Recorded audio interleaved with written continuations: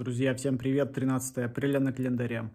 Для особо внимательных, на самом деле, сегодня 14. Вчера забыл выложить свой мини-влог, куда дует ветер, так что сегодня 2 выпуска. Но сегодня за 13 апреля некоторые кадры я делал в этот день, так что вы можете сейчас их увидеть.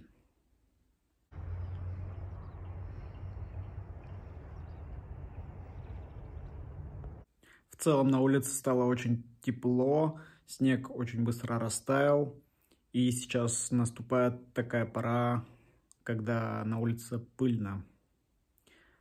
Увидимся 14 апреля.